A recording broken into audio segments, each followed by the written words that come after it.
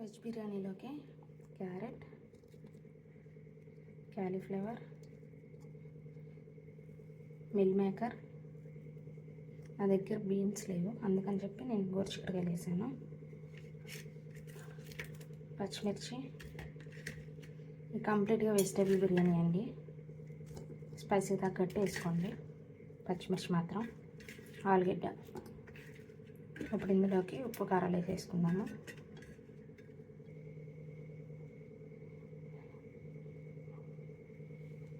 ధనియాల పొడి, ఉప్పు, పసుపు, కారం మాత్రం మీకు సరిపోయినంత వేసుకోండి. మేము కొంచెం కారం తక్కువ తింటాం కాబట్టి తక్కువ వేస్తున్నా. గరం మసాలా,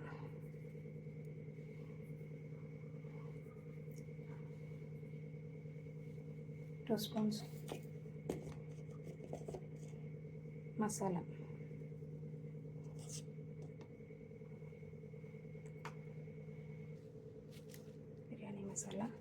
బిర్యానీ మసాలా,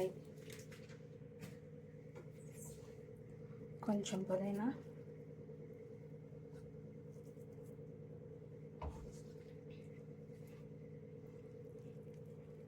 కొత్తిమీర కూడా.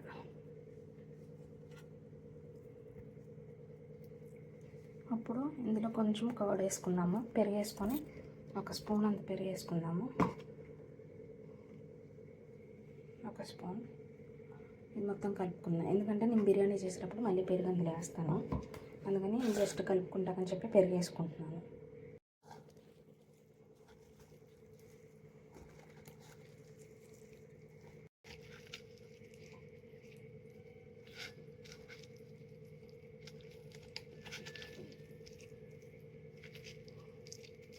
ముక్కలకి మొత్తము మసాలా, ముక్కలు మొత్తానికి ఇలాగ మసాలా పట్టేసేయాలి. పక్కన పెట్టేసుకుందాం. ఇంకా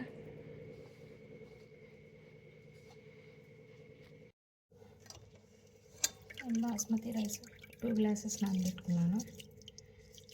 ఒక హాఫ్ అన్ అవర్ నానబెట్టుకుంటే బిర్యానీ ప్రాసెస్ స్టార్ట్ చేయొచ్చు మనం.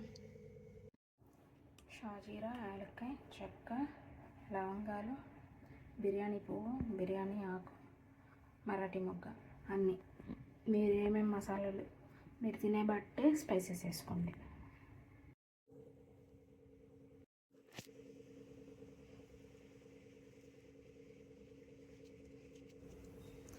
బిర్యానీ రైస్ 2 గ్లాసెస్ తీసుకున్నాను. ఒక 70% మొత్తం బాయిల్ చేయొద్దు, మెత్తగా అయిపోతుంది రైస్. 70% బాయిల్ చేసేసి జల్లెడ గిన్నె దాంట్లో తీసేసి ఇలా పెట్టేసుకోండి సపరేట్ రైస్ పోపేసే ముందే. ఇప్పుడు మసాలాస్ మొత్తము కొంచెం నూనె, కొంచెం ఆయిల్ వేసేసి అందులో మసాలాస్ వేసేయండి. వేసేసి ఒకసారి కలుపుకున్నాక ఆనియన్స్, ఒక ఆనియన్ పెద్ద ఆనియన్ వేస్తున్నాను నేను. ఆనియన్ కట్ చేసిన ముక్కలు కూడా అందులో వేసేసేయండి. నేను బటర్ వేసుకున్నాను, గీ వేసుకోలేదు.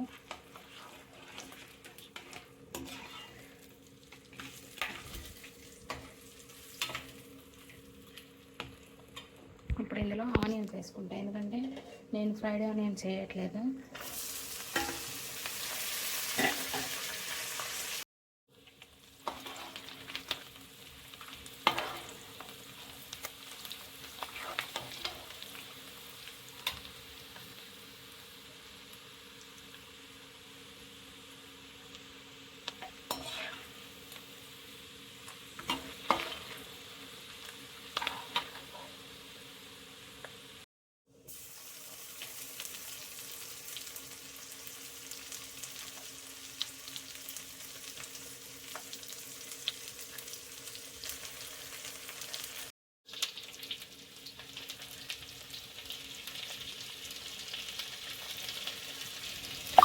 పేస్ట్ రైస్లో ఉడకపెట్టినప్పుడు వేసుకోలేదు, డైరెక్ట్ మసాలా వేసి అందులోనే వేసేసుకుంటున్నాను. ఆనియన్స్, గరం మసాలా వాటితో పాటు, ఆనియన్స్ గరం మసాలాతో పాటు, కాబట్టి రైస్ ఉడికించేటప్పుడు మాత్రం తినేసుకుంటున్నాను.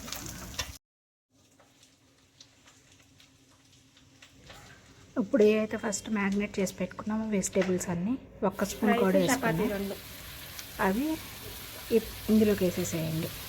ఆనియన్స్, ఫ్రైడ్ ఆనియన్స్ నేను వేయలేదు కదా, ఆనియన్స్ మంచి ఫ్రైడ్ ఆనియన్స్ అయిపోయినాక కలర్ చేంజ్ అయిపోయినాక అప్పుడు వెజిటేబుల్స్ అన్నీ వేసేసుకోవాలి. వెజిటేబుల్స్ అన్నీ వేసేసుకొని నీట్గా చపాతీ తింటావా మసాలా అంతా పట్టేలాగా ఒకసారి ఇది చేసేసుకొని మూత పెట్టేసుకోండి.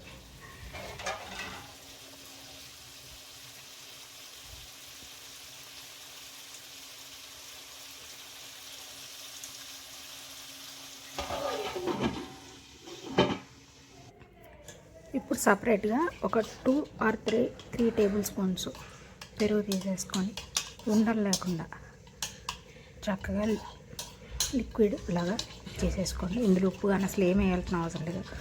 నేను ఆల్రెడీ వెజిటేబుల్స్ ఎందులో అయితే మిక్స్ చేశానో ఆ బౌల్లోనే పెరుగు వేసుకొని అందులోనే పెరుగు జస్ట్ ఓన్లీ పెరిగే, ఇంకేమీ ఇలా అందులో మిక్స్ చేసేసుకొని ఇది కూడా పక్కన పెట్టేసుకోండి.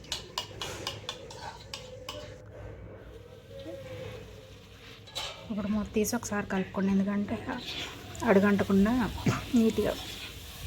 ఒకసారి ఈ స్టేజ్లో ఉన్నప్పుడే ఉప్పు ఒకసారి చెక్ చేసుకోండి, ఎందుకైనా మంచిది. నేను ఉప్పు తక్కువ వేసాను, ఎందుకంటే రైస్లో ఆల్రెడీ ఉప్పు వేసాను బాయిల్ చేసేటప్పుడు. కాబట్టి మీరు ఇందులో ఉప్పు మాత్రం ముందే చూసుకోండి, మరీ ఎక్కువ వేసుకోవద్దు.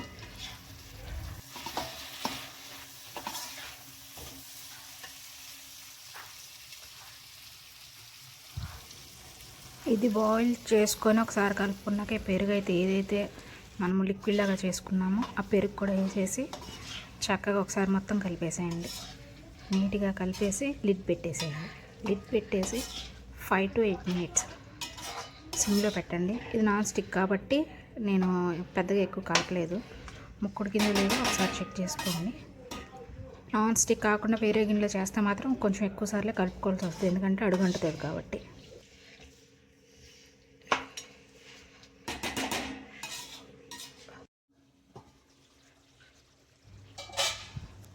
చూసారు కదా, నాకైతే ఏం అడగట్లేదు, నీట్గా జ్యూసీగా ఉంది.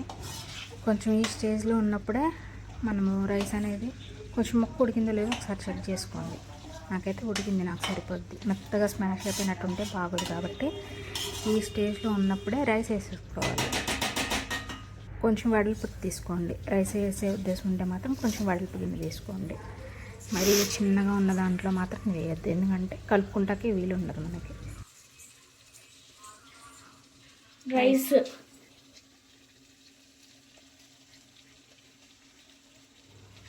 రైస్ నేను 2 glasses తీసుకున్నా, కానీ ఏంటంటే నేను రైస్ 1/2 hour నానబెట్టడం వల్ల నాకు 70% బాయిల్ చేసేసరికి నాకు రైస్ ఎక్కువైపోయింది.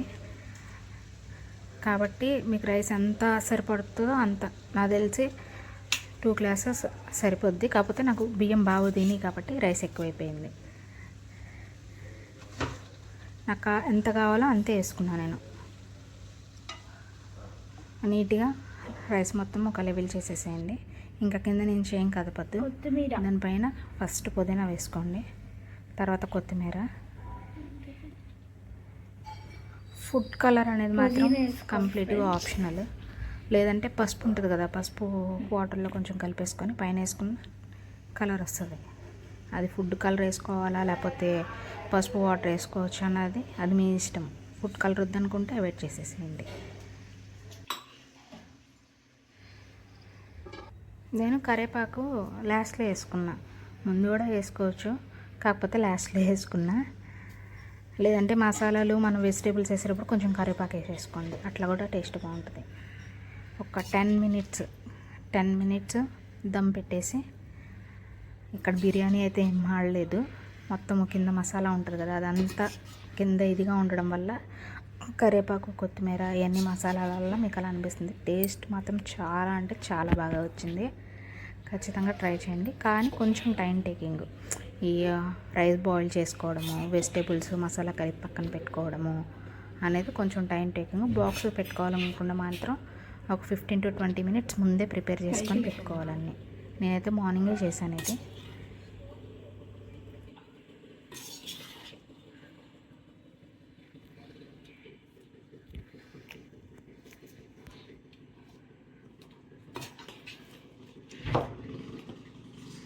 ఓకేనా?